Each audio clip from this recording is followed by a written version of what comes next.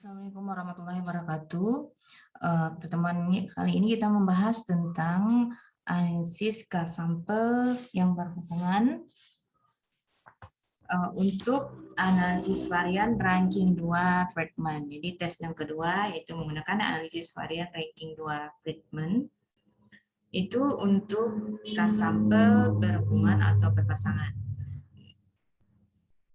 Pertama untuk ini dikenal juga dengan uji Friedman. Jadi ada yang menyebut langsung uji Friedman, ada juga disebut dengan analisis varian ranking 2. Yang kedua, untuk uji Friedman ini kita gunakan untuk data sampel berpasangan dengan skala minimalnya adalah ordinal.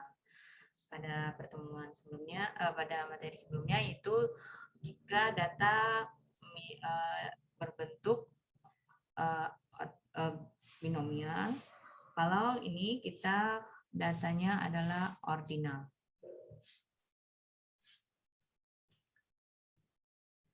Kemudian untuk ketiga, pengujian hipotesis nol bahwa sampel itu ditarik dari populasi yang sama.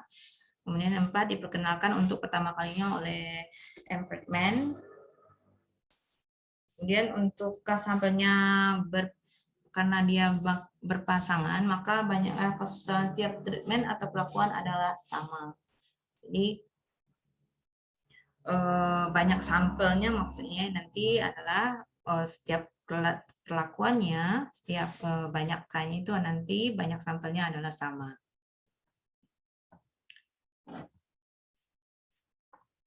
Kemudian data dituangkan dalam tabel dua arah yang memiliki banyak N baris dan K kolom. Berarti nanti kita membentuk tabel banyaknya barisnya N dan kolomnya K.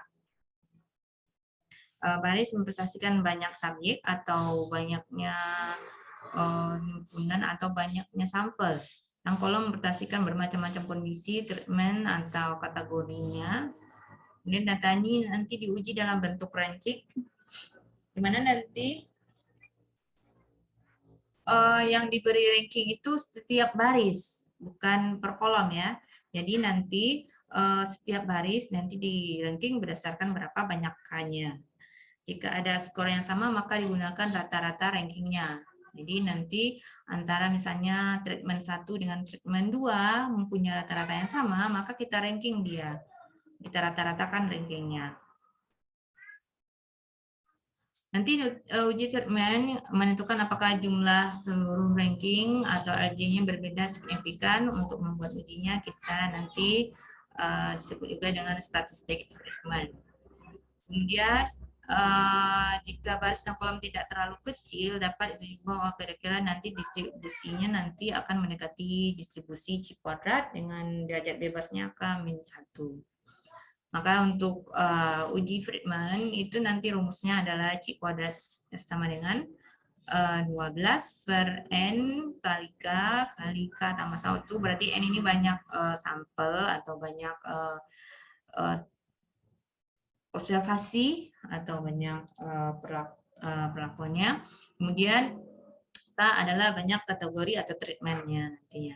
Kemudian nanti disigma dengan RJ adalah RJ ini nanti banyak jumlah ranking ya, jumlah ranking masing-masing J-nya ini nanti adalah bergerak dari 1 sampai K, jadi tergantung banyak kategori atau treatmentnya.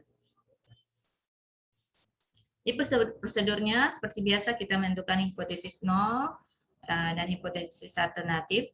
Kemudian kita tentukan tes statistik ujinya, apakah kita nanti menggunakan uji Friedman. Kemudian yang ketiga, kita tentukan tingkat signifikansinya itu atau alfanya. Kemudian yang keempat, menentukan daerah penolakannya, apa kita bandingkan C kuadrat R ini dengan C kuadrat tabel ya. Cuman nanti bisa ada dua tabel yang kita gunakan, bisa menggunakan tabel C yaitu tabel C kuadrat, atau bisa menggunakan tabel N yaitu Tetapi untuk tabel N itu kita gunakan jika K-nya ada syaratnya itu K-nya dari sama dengan 2 dan N-nya sama dengan 2 sampai 9. Kemudian untuk K4 sampai N2 hingga 4. Jadi nanti kalau K-nya lebih dari 4 itu dan N-nya besar, maka kita menggunakan tabel C kuadrat. Sedangkan jika khusus dengan K seperti ini ya, K-nya misalnya banyak kategorinya atau treatmentnya 3 dan banyak N-nya itu hanya sampai 2 sampai 9.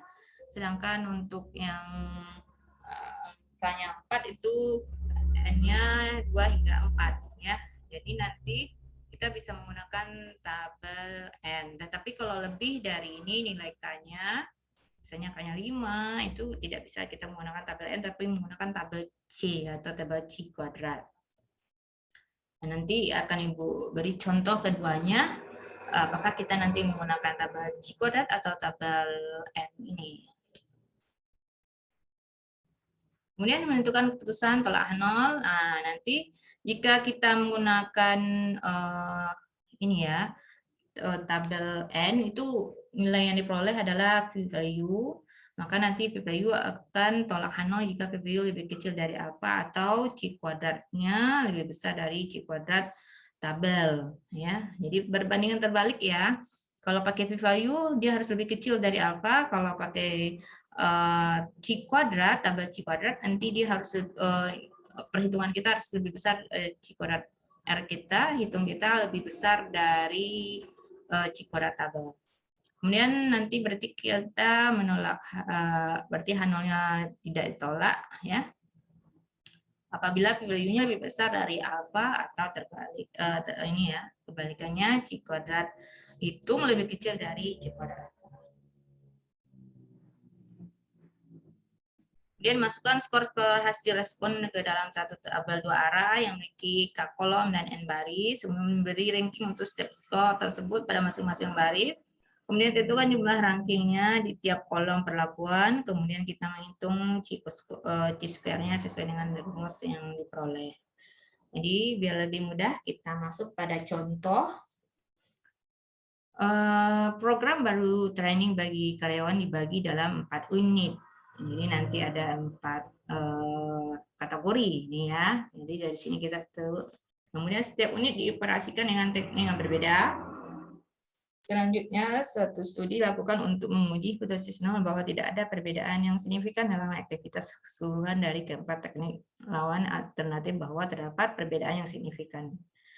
Dipilih secara random 14 karyawan dari grup pertama yang mengikuti program training. Berarti nanti banyak sampelnya ada 14. Berarti N-nya 14. Dan skor hasil ujian masing-masing unit terdiri dari 14 peserta dan ditunjukkan dalam tabel berikut. Nah, maka yang ini sebenarnya awalnya hanya kalau nanti kalau pas kalian ujian itu cuma skornya aja ya. Yang tabel R-nya ini nanti kalian yang bikin sendiri ya. Kalau udah ujian, jadi nanti biasanya ada tabel misalnya teknik skornya berapa nih, kemudian teknik 2 berapa skornya. Ini banyak sampelnya, ada 14 orang. Ini bisa si A, si B, si C sampai si N ya.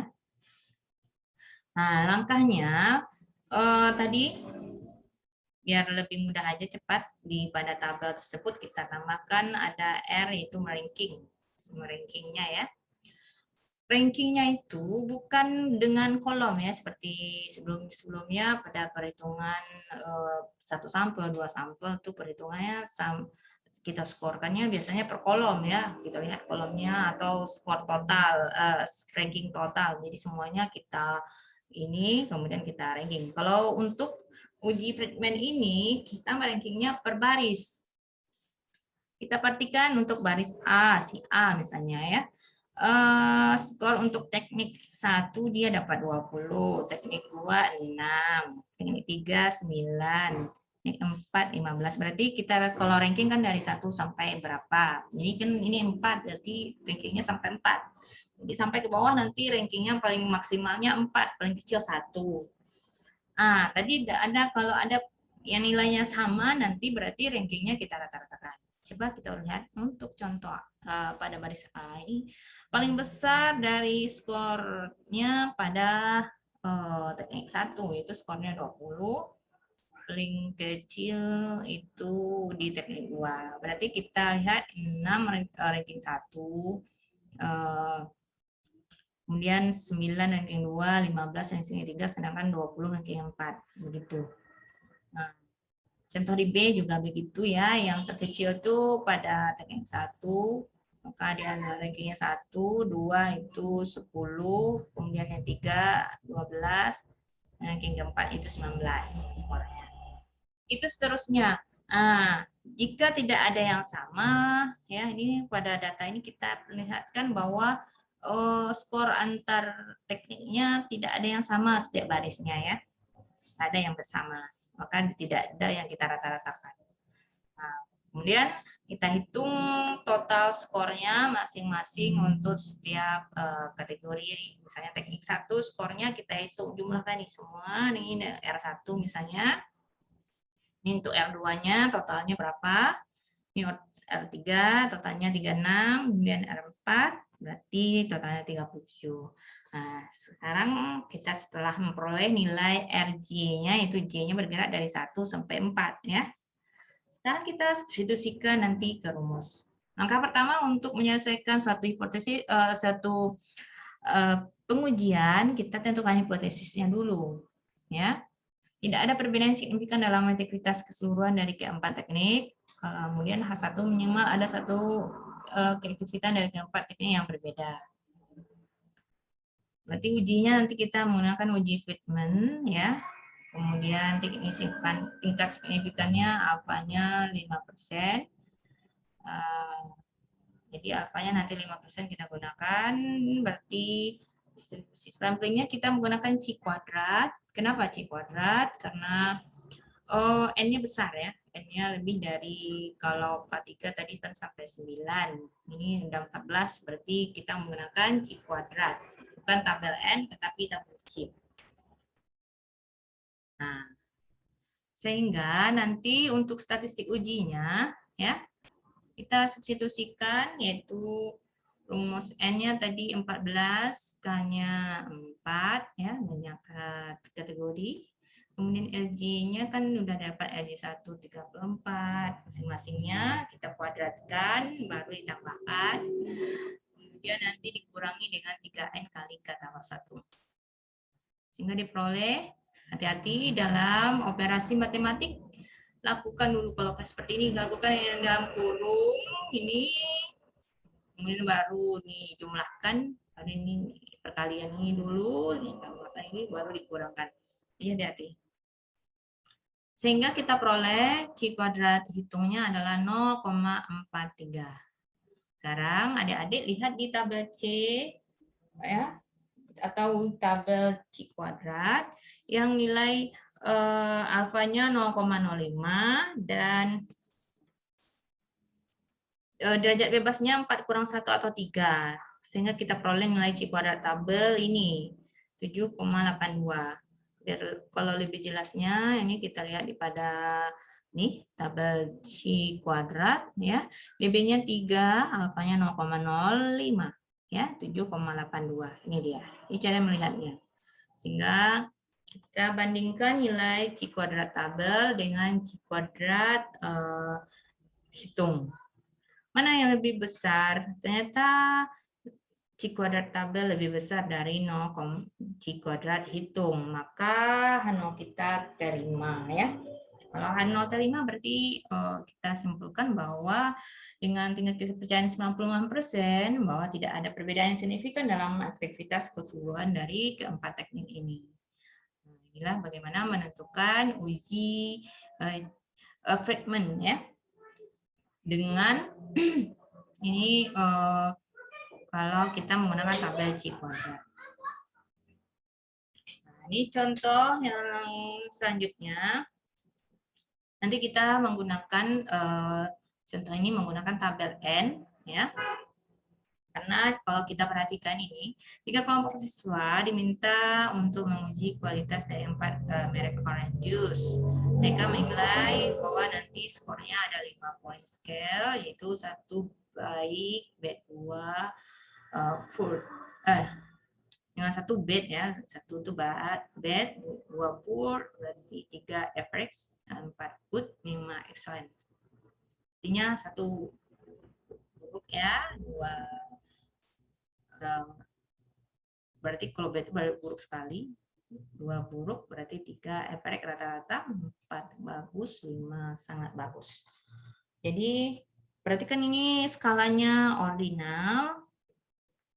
Kemudian hasil penilaiannya ketiga kelompok siswa tersebut nanti kita lihat pada tabel dengan apakah ada perbedaan kualitas dari keempat merek orange juice tersebut yang menggunakan alpha 0,05%. Jadi tabelnya seperti ini awalnya. Sebenarnya ini ranknya ini nanti jangan lihat dulu. Berarti awalnya skornya ini setiap skor ada 3 jus, ada D4, berarti skornya tadi ada 1 sampai 5 ya, skornya sebenarnya.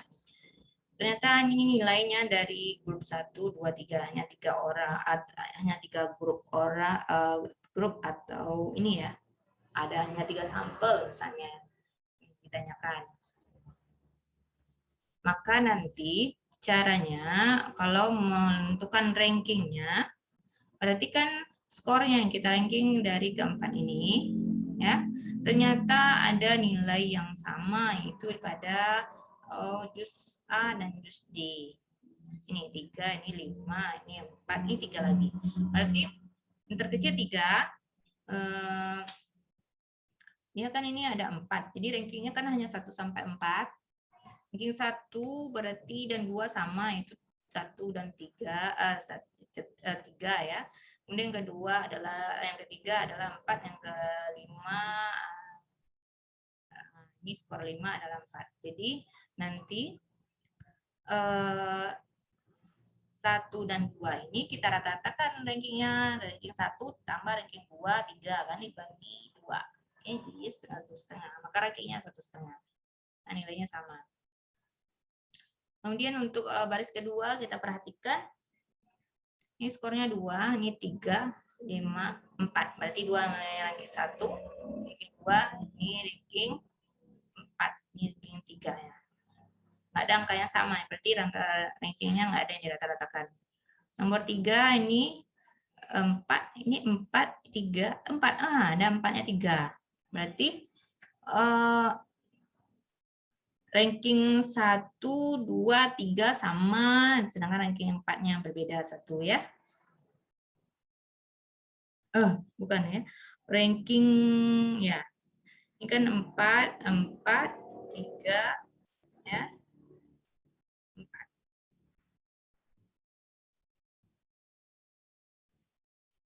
Oh, salah. Ini sebenarnya ini skornya 5 ya. Salah Ibu ya. Ini harusnya 5 nih skornya. Makanya nanti 1, 2, 3 itu rankingnya sama. Ini harusnya datanya ini 5. Bukan 3. Makanya rankingnya nanti kita ratakan 1, 2, dan 3. Rata-rata 1 tambah 2 tambah 3 dibagi 3. Jadi nanti rata-ratanya 2 ya. Ini 2, ini yang ini juga, ini yang 4 harusnya 5 nih, kemudian ini 2 juga. Jadi yang salah ini skornya ini, salah tulis. Maka nanti rankingnya kita ini kita jumlahkan, ini kita jumlahkan hasilnya ada R-nya 4 ya. Ini R1, ini R2, R3, R4. Kemudian kita tentukan hipotesisnya. Kemudian kita uji statistik performance-nya dengan tingkat signifikasi alpha 5% dan N-nya sama dengan 3 dan K-nya 4 ya. Sampelnya 3, K-nya 4, berarti kita nanti menggunakan tabel N ya. Tabel N itu kita bandingkan tabel N. Maka kita hitung dulu rumus C kuadrat R-nya atau kuadrat hitungnya, kita substitusikan rumus tadi, kita hitung masing-masingnya sehingga kita peroleh nilai C kuadratnya 4,5. Kita sekarang bukan menggunakan tabel C, tetapi tabel N, yaitu kita lihat tabel N, ya. Karena nilai K-nya 4, N-nya 3, ya. Kita peroleh 4,5, ya. Ini tabel N. 4,5 itu yang C kuadratnya. Kita lihat tabel N-nya 3, K-nya 4. Ini K-nya 4. Jadi untuk tabel ini N ini terletak pada halaman 280 sampai 281, ya. Untuk 280 untuk yang K-nya sama dengan 3, sedangkan yang 281 untuk K-nya sama dengan 4. Sekarang N-nya kita 3, C kuadrat hitung kita tadi kan 4,5. 4,5 ini terletak antara, kan 4,5 kalau lihat di sini nggak ada ya nilainya. Ini 4,2, 4,2 ini 55. 4,2 ini 5. Berarti letak C kuadrat ini pada value antara, ya, ini antara 2 ini kan, itu antara 0,207 sampai 0,3. Berarti terletak antara ini. Ya. Karena terletak di antara ini, nah bandingkan dengan alfanya 5%. Kalau 5% 0,05. Mana yang besar? Ternyata alfa kita lebih kecil dari nilai p-value-nya. Jadi kalau tolak H0 jika p-value lebih kecil, maka kesimpulan kita adalah p-value-nya lebih besar, maka kita terima H0. Jadi dengan tingkat kepercayaan 90%, kesimpulan kita karena H0 diterima, berarti kesimpulannya adalah H0-nya itu bahwa tidak ada perbedaan kualitas dari keempat merek values tersebut. Jadi hati-hati bagaimana melihat tabel N itu. Kita lihat nilai ininya, hasil hitungnya. Kemudian diperhatikan nilai K-nya K berapa, K4, N-nya N berapa. Cuman jika tidak ada ya tepat di tabel tersebut nilai angkanya kan seperti 4,5 tidak ada nilainya di sini, maka dia letaknya di antara 4,2 sampai 5 ya. Maka nanti p-value-nya antara 0,2, kita lihat yang dari yang terkecil sampai yang terbesar. Jadi antara 0,207 sampai 0,3. Kalau kita bandingkan dengan alfa, manakah p-value-nya lebih besar dari alfa? Sehingga kesimpulannya menerima H0. Inilah bagaimana cara melakukan perhitungan dengan uji Friedman, itu ada dengan menggunakan tabel C kuadrat, dan ini menggunakan yang kedua, contoh keduanya ini menggunakan tabel N. Jadi dengan menguji ini kita perhatikan bahwa nanti skalanya yaitu skala ordinal minimalnya ya. Bedakan dengan uji T-Kohran ya, T-Kohran bahwa skalanya itu skala berupa ya tidak atau maksudnya skalanya hanya ada 2 kategori. Kalau ini ordinal, minimal skalanya ordinal. Nah, ini adalah latihan bagaimana menggunakan uji Friedman. Ya, kalau kita perhatikan dari data ini berarti ujinya nanti adalah uji perbandingan dengan membandingkan dengan tabel C kuadrat ya. Ini ujinya uji Friedman ya. Berarti ini skalanya antara 0 sampai 100, berarti ini skalanya interval ya, lebih besar dari ordinal. Interval. Tapi kan untuk Friedman minimal skalanya digunakan adalah ordinal. Maka nanti kita bisa menggunakan uji Friedman untuk data ini. Kemudian nanti perbandingannya hubungan menggunakan tabel C kuadrat. Kita perhatikan N-nya lebih besar dari 9, kemudian ini juga kategorinya ada sampai 5. Lebih besar dari 4 ya. Maka nanti kita menggunakan tabel C kuadrat bukan tabel N. Coba kerjakan sendiri. Jika ada pertanyaan boleh ditanyakan lewat WA group. Demikian materi untuk uji Friedman. Saya sudahi. Assalamualaikum warahmatullahi wabarakatuh.